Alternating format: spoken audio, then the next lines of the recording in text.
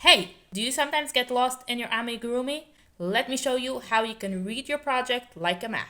Let's go. I'm going to focus on three main ways how you can tell exactly where you're holding on your pattern, even without any stitch marker or losing count of the stitches or rows, etc. Number one, how to tell which row you're on. It's very easy to find out, especially if you're using worsted weight yarn. With fuzzy yarn, it could be a little bit less clear, but I'll show you on here. So we can tell exactly which row we're holding by counting the circles going around, just like you would on the bark of a tree. So here is the beginning magic circle. Most patterns consider this as the first row. So here we have 1, then 2, 3, 4, 5, and 6. So we know that we are now on the 6th row. Very easy and fast way that you can tell. Number 2, let's say you finished your increase rows and now you need to make, for example, 4 rows of just crochet all around without any increases. But after doing 1 or 2 rows, you put your project down and now you can't remember how many rows you have left. So it's a very easy way that you can see.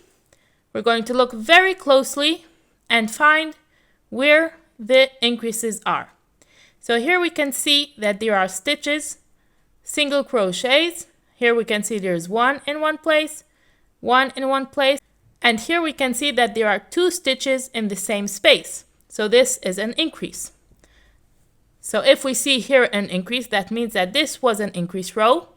And let's see above it if there is again an increase. Oh, there is no increase here, which means that this was the last increase row. And now there was 1 row of just crochet all around, and we're on the 2nd row of just crochet all around.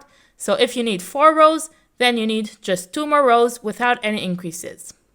And here's the third thing that you can tell. Even if you're in middle of an increase row and you lose track of how many stitches you need to do between increases. So again, we can find where is the previous increase. Here, for example. We see that this is an increase because we see 2 stitches in one space. And we see next to it, let's say we need to do 2 stitches in between increases. So we see here's 1 and 2, and then the next increase.